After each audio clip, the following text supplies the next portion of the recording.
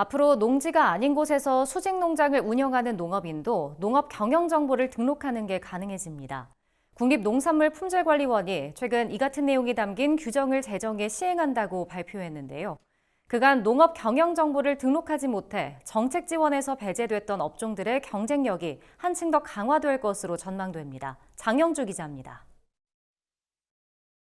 국립농산물품질관리원은 농업경영정보 등록 기준의 세부 내용 및 운용 규정을 제정해 10일부터 시행에 들어간다고 밝혔습니다. 규정 개정 이전에는 농업인 확인서 발급 규정을 기준으로 삼아 농업경영정보를 등록해왔습니다. 하지만 법적 근거가 미흡해 현장에서 민원 처리와 업무 추진에 어려움이 있었습니다.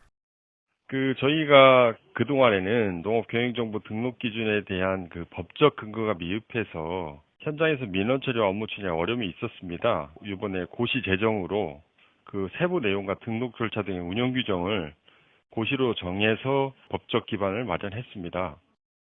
농관원은 이번에 법적 근거를 갖춘 운용 규정을 마련하면서 수직 농장에 대한 농업 경영 정보 등록 기준을 신설했습니다. 그간 수직 농장의 경우 농지가 아닌 곳에 설치하면 농업 경영 정보를 등록할 수 없었습니다. 하지만 이번에 등록 기준이 제정됨에 따라 농지가 아닌 토지에서 수직 농장을 경영하는 농업인도 보조금 등의 정책 지원을 받을 수 있게 됩니다. 이번에 기준을 새로 만들면서 수직 농장에 대한 등록 기준을 신설하면서 농지가 아닌 토지에 이제 수직 농장을 경영하는 농업인도 정책 지원 대상이 됐습니다. 그래서 농산의 경쟁력이 한층 강화될 것으로 기대를 하고 있습니다. 양봉 농가에 대한 등록 기준도 확대됩니다. 그동안 농지가 아닌 임야에서 양봉업을 하면 농업 경영 정보를 등록할 수 없었습니다. 앞으로는 농지뿐만 아니라 임야에서 양봉업을 하는 농업인도 농업 경영 정보를 등록할 수 있게 됩니다. 비농업인의 농업 경영체 등록 방지를 위해 실제 경작 여부와 독립 영농 확인을 강화하는 규정도 마련됐습니다.